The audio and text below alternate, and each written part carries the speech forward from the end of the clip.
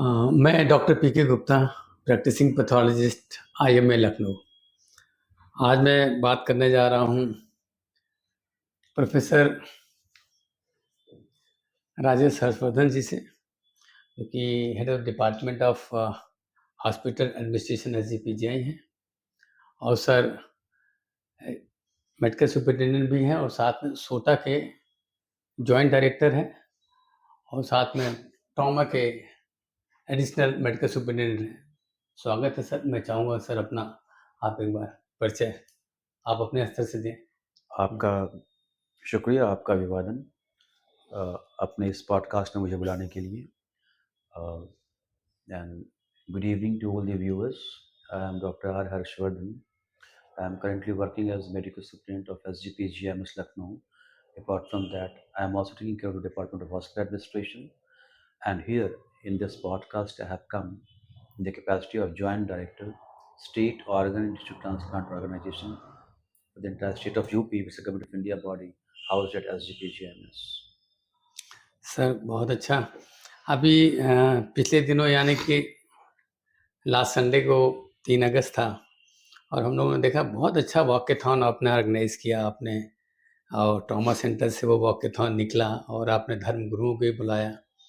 तो ये Indian organ donation day मनाने के पीछे उद्देश्य क्या है सर? आखिर ये जरूरत क्यों पड़ी?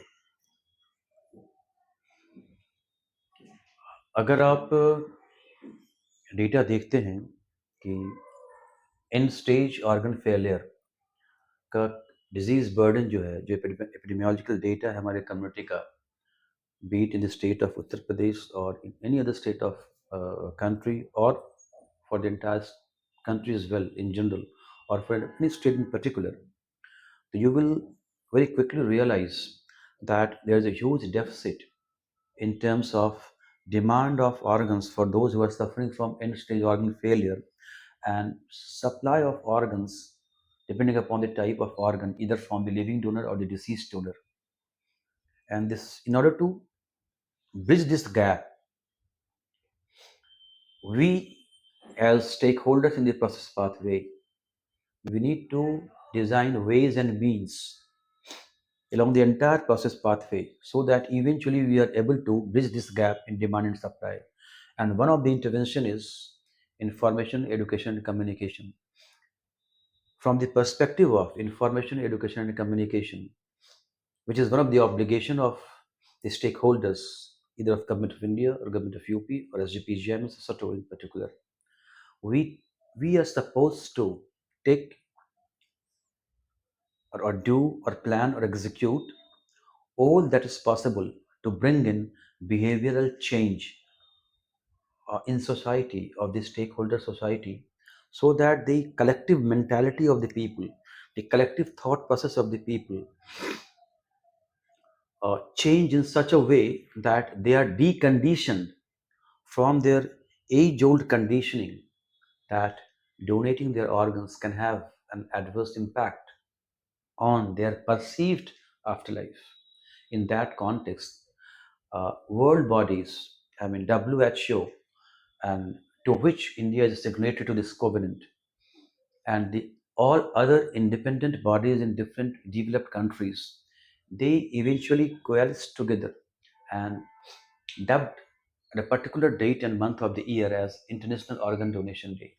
Following in line, Government of India also, by virtue of being a member country of the WHO, and other stakeholders who are part of this, who are the nodal body of the respective countries who take care of the entire dimension of organ harvesting, storing, transportation, and transplantation follow-up, they came to a conclusion that we also, more so, need to observe this day in the entire country through different government and non-government channels of communication, which subsequently was modified a couple of years back as Indian Organ Donation Day, Bharati Angadan Divas, which that particular date and month was chosen because on that particular date and month in a particular year, at AIMS New Delhi, of which I am an alumnus, performed the first cardiac or heart transplant in our country. So they tried to amalgamate these two to commemorate that first breakthrough in the country, and to harp on that commemoration, to spread this message to all those who are part of this process pathway. Sir बहुत अच्छी बात की आपने। एक general हम लोगों के बीच में जब बात होती है या पब्लिक के बीच में हम लोग जाते हैं, तो एक होता है कि living transplant as well as डिकीज ट्रांसप्लांट। इसका क्या मतलब है कि लिविंग जिसको कैटेगरिक ट्रांसप्लांट भी कहते हैं मेडिकल टर्म में। तो एक लेमैन लैंग्वेज में हम लोगों को बताना चाहें कि लाइव डोनर ट्रांसप्लांट और डिकीज डोनर ट्रांसप्लांट में क्या अंतर है? हम डॉक्टर गुप्ता, आपके इस पॉडकास्ट के माध्यम से जो आपने एक रीजनेबल प्रश्न उठाया है कि ये जो 3 शब्द हैं, live donor transplant, disease donor transplant और कैडेवरिक हार्वेस्ट, इस संबंध में जो भी आपके दर्शक हैं उनके जहन और जगत में इसको स्पष्ट करना ज़रूरी है। इसके पीछे की धारणा या अवधारणा ये है कि हमारे शरीर में कुछ अंग जो हैं वो पेयर में हैं, जैसे किडनी 2 हैं, आँखें 2 हैं, कान 2 है, लाइकवाइज लंग फेफड़े 2 हैं, और कुछ अंग वो सोलो है, 1 है, जैसे लीवर 1 है, बट ठीक है 2 लोब उसकी है। And there are certain organs which have capacity to regenerate, जैसे हमारे नाखून बढ़ जाते हैं, हमारे बाल बढ़ जाते हैं, वैसे कुछ ऑर्गन ऐसे हैं which can generate on its own if A part of it is taken of. और कुछ ऐसा ऑर्गन है ना वो रीजनरेट करता है और ना ही वो पेयर्ड है। तो जाहिर सी बात है जो सिंगल ऑर्गन है और रीजनरेट भी नहीं करता है, वो कभी भी जीवित व्यक्ति के द्वारा नहीं दिया जा सकता। ऐसी स्थिति में जो ट्रांसप्लांटेशन है उसको 2 ब्रॉड पार्ट में क्लासिफाई किया गया।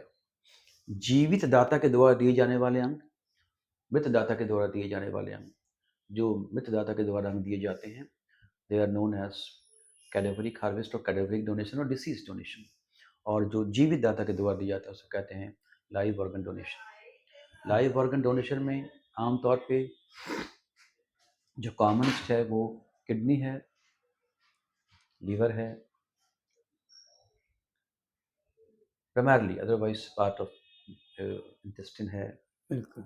हाँ, और जो डिसीज्ड ऑर्गन डोनेशन है वहाँ पे सबसे इम्पोर्टेंट हार्ट है, बिकॉज जिंदा व्यक्ति हार्ट नहीं दे सकता। तो हार्ट, हृदय जो है वो डिसीज्ड ऑर्गन डोनेशन से ही मिलता है हमेशा। गुड। इसके अलावा डिसीज्ड ऑर्गन डोनेशन से बाकी सारे अंग भी लिए जा सकते हैं, चाहे वो कॉर्निया हो, चाहे वो लीवर हो, या किडनी हो, या हार्ट हो, या स्मॉल इंटेस्टाइन हो, या बोन हो, या लिगामेंट्स हो।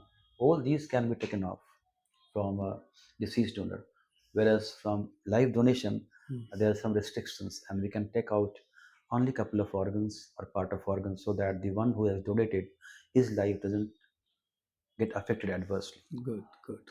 तो सर एक मृत व्यक्ति आई थिंक कितने लोगों को जीवन दे सकता है, उनकी लाइफ को बेहतर कर सकता है?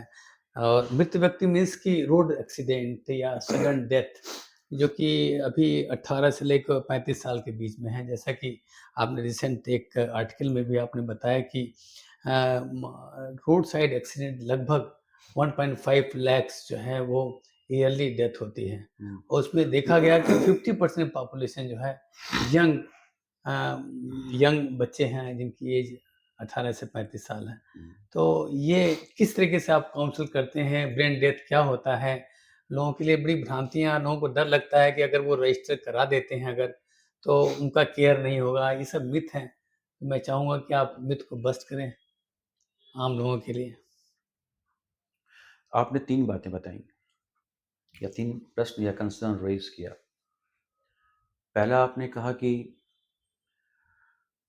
जो रोड ट्रैफिक एक्सीडेंट है उसमें जो डेथ हो रहा है वो सर्टेन एज ग्रुप में यंग एडल्ट्स का हो रहा है। दूसरा, हमें उससे कितने अंग, how many organs we can harvest for people. एक आदमी कितने लोगों को ऑर्गन डोनेट कर सकता है, या एक आदमी के ऑर्गन से कितने लोगों को ट्रांसप्लांट किया जा सकता है। और तीसरी बात आपने कही इस संबंध में जुड़ी धारणाएं जो तर्क संगत या वैज्ञानिक या सत्यप्रिय नहीं है, उनका निराकरण करना। मैं आपकी इन तीनों बातों पे एक-एक करके आता हूँ। आम तौर पे ऑन एन एवरेज एक डिसीज़ डोनर से 8 लोगों को अंग बिल्कुल, प्रत्यारोपित किया जा सकता है। बिल्कुल। अब इसमें you being a doctor can understand there could be many variable because the size of the liver is proportionate to your body weight. एक healthy adult male है और we have got 2 years old kid wherein the genetically their CBD gets right, necrotized. Right, right, So छोटा बच्चा है तो उसको जो हमें लेवर का अमाउंट टिश्यू देना होगा कम ही देना पड़ेगा. Right. So in that case a healthy adult liver can give 1 to 3 life to 1 to 3. So there are many variables that go behind it. Okay, okay. आजकल तो इवन कॉर्निया में भी हुँ, जो कन्वेंशनल कॉन्सेप्ट था कि हम अगर 1-2 कॉर्निया निकालेंगे 2 लोगों को देंगे, हुँ, आज इससे भी हम आगे बढ़ चुके हैं. They are laminar right, transplants. Right. तो बड़ी अच्छी बात आपने कही। यूजुअली जब रोड एक्सीडेंट होता है तो उसका ट्रीटमेंट किसी अच्छे ट्रॉमा सेंटर पे इमीडिएटली वो गोल्डन आवर्स पीरियड में पहुँचता है वो और उसकी पूरी केयर होती है। लेकिन लोगों को लगता है कि जो लोग अपने आप को सोटो के वेबसाइट पर अगर रजिस्टर कर दिया लोगों ने, तो एक जनरल परसेप्शन आ रहा है कि कहीं उनका वो ट्रीटमेंट कॉम्प्रोमाइज़ तो नहीं होगा। तो इस बारे में थोड़ी भ्रांतियाँ आप वो मिथ ज़्यादातर दूर करें, क्योंकि मेरी जहाँ तक जानकारी है, जो ट्रीटमेंट पार्ट है वो बिल्कुल अलग है और जो ट्रांसप्लांट कोऑर्डिनेशन है, वो बिल्कुल अलग है। इस बारे में थोड़ी-सी आप अपनी बात शेयर करें दर्शकों से। हमारे देश में जो प्रख्यापित कानून आज इस तारीख 5 अगस्त 2025 को प्रख्यापित हैं, उस कानून के तहत उस प्लेज की कोई बहुत अहमियत नहीं है. किसी के प्लेज फॉर्म दे करके प्लेज करने के कारण ही या सिर्फ प्लेज फॉर्म होने के कारण ही हम उसका ऑर्गन नहीं ले सकते हैं. राइट, बट हम क्यों प्रोत्साहित करते हैं लोगों को अंगदान के लिए, क्यों प्रेरित करने की कोशिश करते हैं? क्योंकि जब गॉड फॉरबिड अगर किसी की डेथ होती है, प्रीमैच्योर या इमैच्योर डेथ होती है, और हमें ये पता होता है कि उस व्यक्ति ने जीवित रहते हुए और जब वो मेंटली फिट था और 2 विटनेस के साथ था और 18 साल से ऊपर की उम्र का था, उसने अगर शपथ पत्र दिया है, तो शायद उसकी ये मंशा रही होगी. और उसकी ये मंशा हम संबंधियों से जब बात करते हैं या ग्रीफ काउंसलर्स बात करते हैं या ट्रांसप्लांट कोऑर्डिनेटर्स बात करते हैं, तो ये ब्रिज का काम करता है. ये आइस ब्रेकिंग का काम करता है. बात को शुरू करने के लिए एक आधार देता है. ये रैपोर्ट बिल्ड करने के लिए काम देता है. प्लेज फॉर्म पर से in legal terms doesn't give mandate to take away organs from any deceased person unless the relatives, the next of the kin, do not give consent in due format Form 8 as promulgated by THOA Act in 1994 and subsequent revision 2014. Right. तब till that point in time हम organ harvest नहीं कर सकते. हुँ, ये शपथ पत्र सिर्फ बात को शुरू करने के लिए एक माकूल आधार देता है. राइट। तो अभी आप जो अभी एक पीजीआई में मॉर्निंग में सीएम हुआ, कॉन्फ्रेंस हुआ, उसमें ये बात निकल के आई कि आप लोगों की टीम बहुत एफर्ट करती है, जब कोई डेथ होती है उसको बचाने की पूरी कोशिश होती है। वो टीम जो है पूरी तरीके से कोशिश करती है कि बच्चा जी जाए या उसकी लाइफ मिल जाए उसको वापस। बट अनफॉर्चुनेटली अगर डेथ हो जाती है, तो वो टीम अलग होती है जो पिक्चर में आती है। और आप ही के माध्यम से मैंने सुना कि हम लोगों ने काफ़ी काउंसलिंग किया पेरेंट्स को, फैमिली मेंबर्स को, लेकिन वो तैयार भी हो गए कि भई हाँ, ठीक है, इट्स अ गुड थिंग, हम लोगों को कम से कम हमारा बच्चा नहीं रहा तो हमारे बच्चे के माध्यम से 8 लोगों को जीवन मिल सकता है। लेकिन काउंसलिंग के आखिरी पार्ट में जब वो कल्चरल बिलीफ एंड फेथ आता है तो वहाँ पे बात वहीं पे रुक जाती है। इसीलिए आपने शायद 4 धर्म गुरुओं को बुलाया आप लोगों ने और उनसे ऑडियंस के बीच में बात रखी। तो सबने यही कहा कि ह्यूमैनिटी में अंगदान बहुत बड़ा एक सेवा है, इसमें कहीं किसी भी धर्म में इसकी मनाही नहीं है। तो ये चैलेंजेस आप लोग फेस करते हैं। मुझे लगता है कि इसको काउंटर करने के लिए आपका प्रयास और क्या हो सकता है? 2 बातें समझनी होंगी इसमें कि किसी भी व्यक्ति का जो मनोसंवेगात्मक जगत है। कॉग्निटिव डोमेन और अफेक्टिव डोमेन साइंस की भाषा में या आम लोगों की भाषा में विचार जगत और भाव जगत, ये ब्रेन के दो अलग अलग सोर्स से बनता है या काम करता है। जो हमारा वैचारिक जगत है, जहाँ पे हम जो हमारा बुद्धि, विजडम, प्रज्ञा, वो कॉर्टेक्स से में होता है। सेरेब्रल कॉर्टेक्स का मेन फंक्शन है, खास करके इंसुला और नियो कॉर्टेक्स का फ्रंटल लोब में। लेकिन जो हमारा सबकॉन्शियस ब्रेन है और जो हमारा लिम्बिक सिस्टम है, ये हमारे डिसीजन मेकिंग का 95%, unless that person is realise soul और has gone through self realization or has some divine grace, otherwise people का जो decision making है, wherein the role of conscious prefrontal cortex is 5% and subconscious and limbic is 95%, and this subconscious and limbic system has been conditioned through ages, through thousands of years. So मैंने ये observe किया, जब हम counselling करते हैं तो जिस व्यक्ति की ग्रीफ काउंसलिंग की जा रही है, उसके विचार जगत से, उसके खुद के विचार से, उसके खुद के थॉट लेवल पे, उसकी खुद समझ से, प्रज्ञा से, बुद्धि से, विवेक से, विजडम से उसे लगता है कि नहीं, ये सही बात कही जा रही है, ऐसा हमें करना चाहिए। लेकिन जैसा कि मैंने आपको कहा कि निर्णय लेने की प्रक्रिया में आम लोगों में, एक्सेप्शंस में छोड़ रहा हूँ, आउटलायर्स छोड़ रहा हूँ, वो 3/4 रोल होता है सबकॉन्शियस ब्रेन का और 1/4 रोल होता है कॉन्शियस ब्रेन का। तो कॉन्शियस ब्रेन, उनका जो चेतन जगत है, वैचारिक जगत है, वो कह रहा है कर लो, और इवेंचुअली जो उनका कंडीशन ब्रेन है, सबकॉन्शियस ब्रेन है, सोशियो कल्चरल कंडीशनिंग जो उसकी बचपन से आज तक हुई है और ह्यूमन हमारे भारतीय समाज की हजारों साल से हुई है, वो हावी हो जाता है। और मैंने देखा कि मैंने रात में एक first second third session counselling का किया और हमें लग रहा था कि शायद अब ये कंसेंट देंगे, तैयार हो जाएंगे, कंसेंट देंगे, कंसेंट दे देंगे। वहाँ उनका बिलीफ और third, because we do it in stages, because patient already वो ट्रॉमा में, भावनात्मक ट्रॉमा, इमोशनल ट्रॉमा में है, बिल्कुल, फिजिकल ट्रॉमा में भाग दौड़ कर रहा है, मेंटल ट्रॉमा में है, सोशल ट्रॉमा में है, इकोनॉमिक ट्रॉमा में है। तो we also understand and we gradually do the things, and by and large I have observed that उनका जो थॉट प्रोसेस है, जो उनका बिलीफ सिस्टम, बिलीफ सिस्टम नहीं, जो विचार का सिस्टम है, राइट, वहां से तैयार हो जाते हैं। Okay okay. और थर्ड फोर्थ फिफ्थ सेशन तक आते आते उनका जो बचपन से आज तक की जो उनकी जो उन्होंने समाज में, परिवेश में जो अनजाने सोख लिया है, सोख कर लिया है, वो हावी हो जाता है। राइट। और वो कहते हैं, दिमाग कहता है, फिर भावनाएं हावी हो जाती हैं, कल्चर हावी हो जाता है, रिलीजियस बिलीफ हावी हो जाता है, तो शायद इसीलिए आप लोगों वो ने विड्रॉ कर लेते हैं। तभी मैंने सोचा कि हम इस बार ऐसा करते हैं कि जो हमारे देश के चार गुरु हैं उनको लेकर के आए।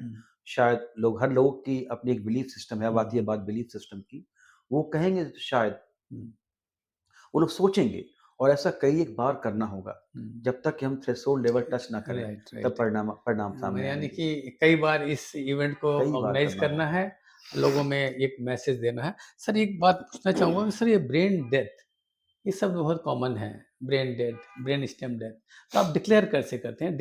डिक्लेयर कौन लोग करते हैं? तो इसके बारे में थोड़ी सी जानकारी आम दर्शकों को। जरूर। पहला वर्ड है डेथ।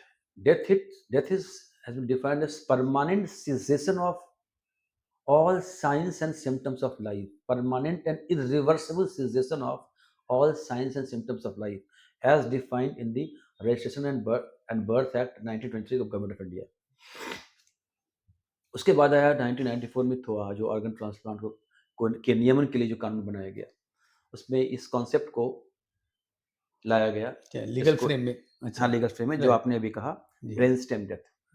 तो हमारी जो ब्रेन का जो कॉन्स्टिट्यूशन है, वो है सेरेब्रल कॉर्टेक्स, इसके 4 लोब हमारे पास हैं, मिड ब्रेन है, देन मेडुला ऑब्लांगेटा है, तो and then is continuous as spinal cord.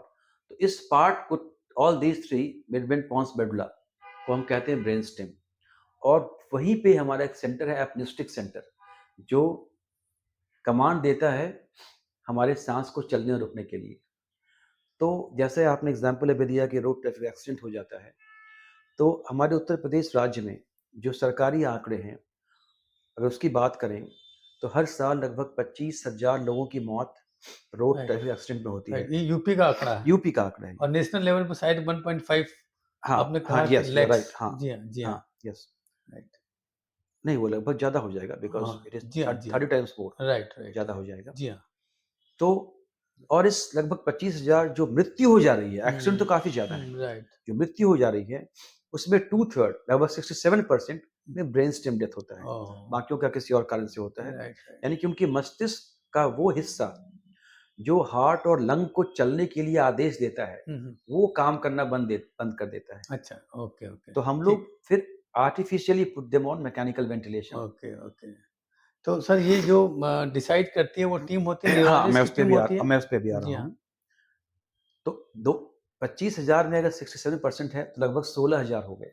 Hmm, 16,000 brain stem death हर साल उत्तर प्रदेश में हो रहा है। हुँ, और 16,000 brain stem death means 32,000 kidney, okay, okay, 32,000 cornea, right. 16,000 तो हार्ट। 8 लोगों को मतलब इस हिसाब से कैलकुलेट कितने करें तो लोगों की फिर कितने लोगों की लाइफ? हमारी हमारी जो डिमांड है वो तो फुलफिल हो गई, सरप्लस बच जाएगा मेरे पास। राइट लेकिन राइट, हम उसको टैप नहीं कर पा रहे हैं अभी इस वक्त में। हाँ, और हमारे देश में प्रत्येक 6 मिनट में एक व्यक्ति की मौत हो जाती है अंग पाने के प्रत्याशा में। Right right. आपने अभी रिसेंट स्टडी में बोला भी था कि 5 लाख लोग जो हैं यस, केवल ट्रांसप्लांट ना होने की वजह ना से होने की उनकी डेथ हो जा रही उनकी है, डेथ होती डेथ हो है। जा रही है। उसमें सबसे बड़ा आंकड़ा जो है लीवर का है और किडनी का है। यस, हालाँकि किडनी यस। में तो लाइव ट्रांसप्लांट तो होता है, होता है, बिल्कुल बट होता है। कि बिल्कुल, कैटेगरी या कैटेगरीज़ डिजीज़ में काफ़ी कम में मिल कम पाता है। है, काफ़ी कम मिल पा सर रहा एक है। चीज़ आंकड़ा और भी बताया था उस दिन आपने, मैं देखा था एज़ ए ऑडियंस कि पूरे देश में अगर देखा जाए तो हमारा जो एवरेज है कि 1 मिलियन में लेस देन 1% है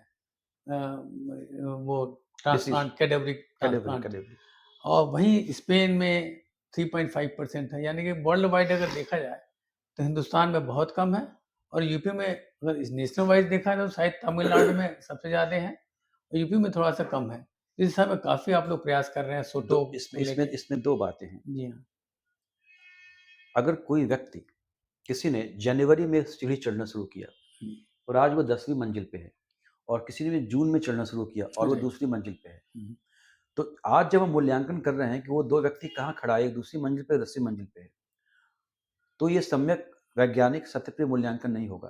हुँ, हमें ये देखना होगा कि यात्रा शुरू कब की गई थी और कितने वक़्त के पहले शुरू की गई थी। राइट, सदर्न जो स्टेट हमारे देश के हैं, हमारे हुँ, प्रिंसिपल पार्ट इंडिया के जो राइट, डेक्कन डेक्कन हमारे जो प्लेट में जितने भी हमारे हैं, हाँ, 4 तमिलनाडु राज्य, एंड हाँ, वो लगभग 1998, 2000, 2002 एंड ओके, 2004, तो उन्होंने अपनी यात्रा हमारे से 20 साल पहले शुरू उन्होंने की। शुरू किया, राइट, और लोग इस बात का ख़्याल किए बगैर हुँ, तुलना कर देते हैं कि उत्तर प्रदेश आज यहाँ पे है और वो वहाँ पे है। बिल्कुल, आप देखिए कि अपनी जर्नी की शुरुआत करने के प्रथम 4 साल में उन्होंने क्या अचीव किया, फर्स्ट 4 राइट, इयर्स राइट। में, और हमने 22 में शुरू किया है। हमने हाँ, उसमें नहीं क्या अचीव बिल्कुल, किया? बिल्कुल। तो 22 में हम हमारा लोगों को जहाँ अचीवमेंट का तक रेट ज़्यादा है राइट, उनसे। Right, right, right. But we क्योंकि सोटो वर्ड भी जो है वो 22 से ही लोगों को पॉपुलर हुआ। सॉटो को यूपी में लाया ही मैंने राइट, है। राइट, उसका राइट। कारण था मेरा एक एम्स का अनुभव। जब मैं एम्स नई दिल्ली में था, तो मैं एक ट्रॉमा सेंटर का इंचार्ज था, तो मैंने देखा कि वहाँ पे इतने डेथ हो रहे हैं and we are hmm, losing organs.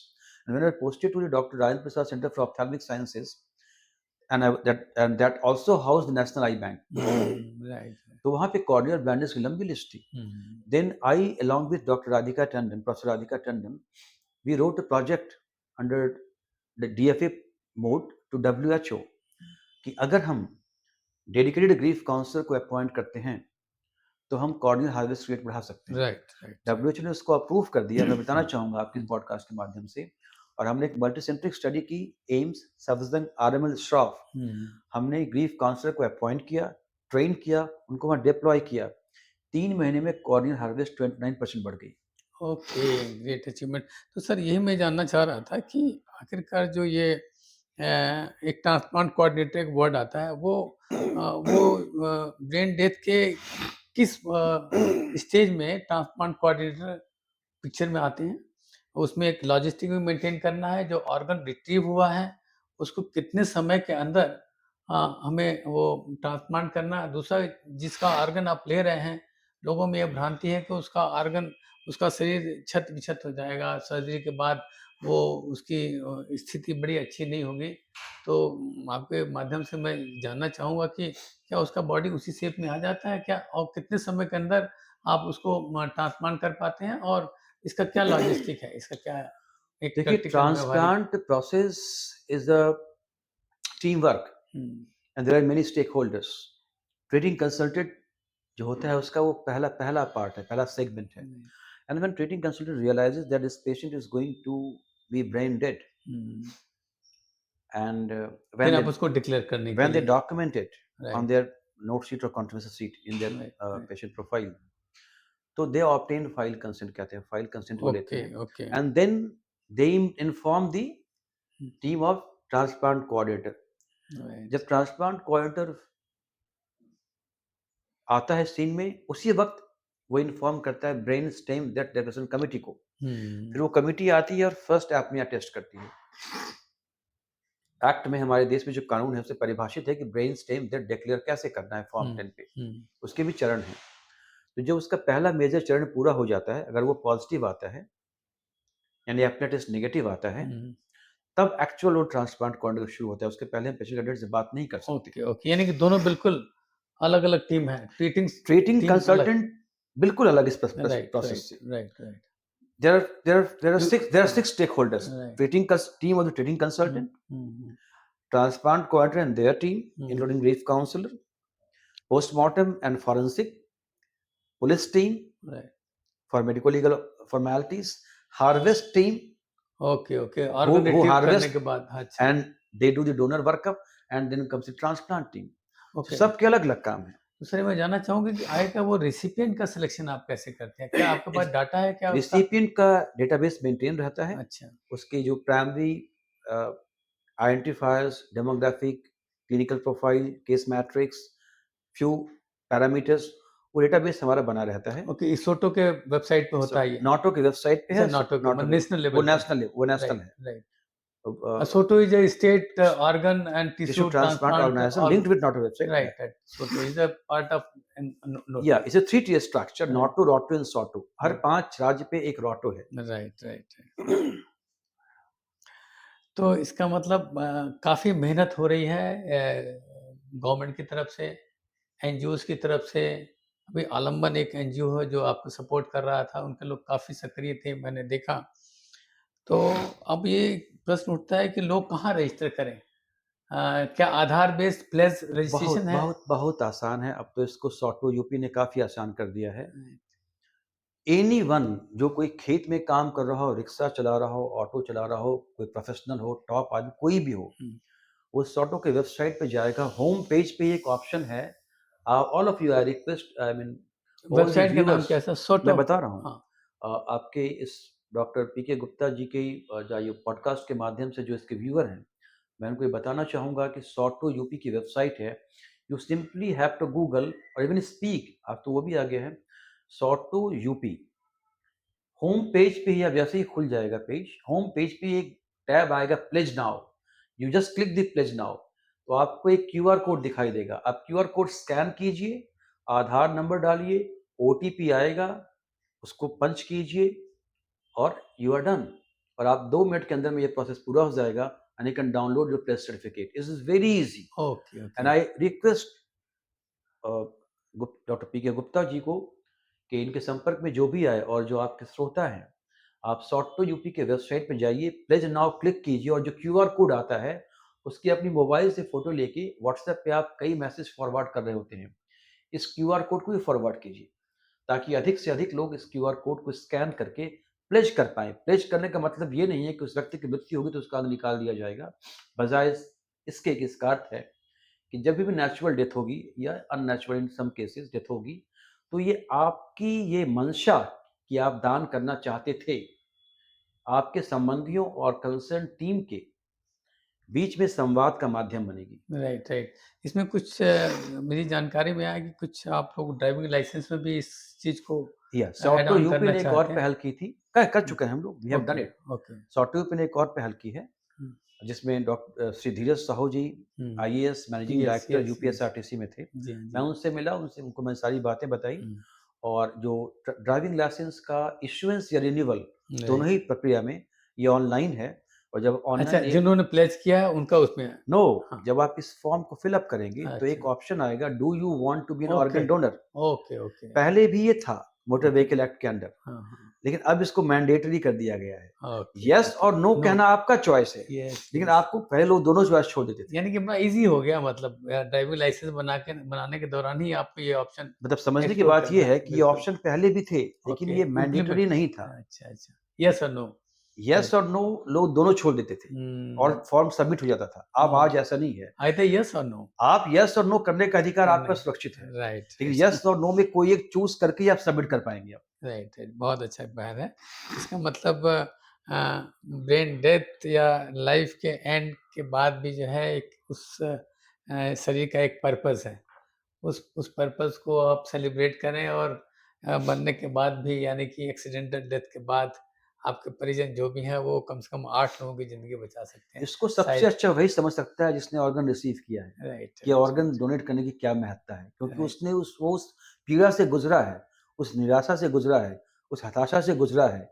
जब वो सालों-साल डायलिसिस करवाता रहा, उसका नौकरी छूट गई, उसका काम छूट गया, आर्थिक निर्भरता हो गई और उसको अंग नहीं मिल रहा है और किसी की मृत्यु हुई किसी कारण से, और उसने शैक्षिक रूप से उसके संबंधियों ने सहमति दी और उसका किडनी अगर उसको लगा दिया गया, राइट, ट्रांसप्लांट कर दिया गया, हुँ, उसकी ज़िंदगी बदल गई। Right, right. वो व्यक्ति इसकी महत्ता को समझता है। समझता है, बिल्कुल, बिल्कुल। नहीं उसका परिवार, उसका परिवेश सब हाँ, सब समझते हैं समझते हैं इस बात उस को। चीज़ को, बहुत बढ़िया। तो इसका मतलब है कि जो लोग इससे लाभान्वित हुए वो तो हैं ही हैं, उनका परिवेश, उनके जानने वाले सभी लोग जो है इस चीज़ को एप्रिशिएट करते हैं और वो लोग जो है इसमें आगे बढ़ के अपनी बात भी रखते हैं। तो बहुत-बहुत धन्यवाद डॉक्टर राजेश हंसमुद्रा सर क्योंकि आपका एफ़र्ट इतना ज़्यादा है कि मेरा मन हुआ कि मैं आपसे बात करूँ और आम लोगों तक ये बात पहुँचे। इसके साथ ही बहुत-बहुत धन्यवाद sir. Thank you. Thank you very much. Thank you.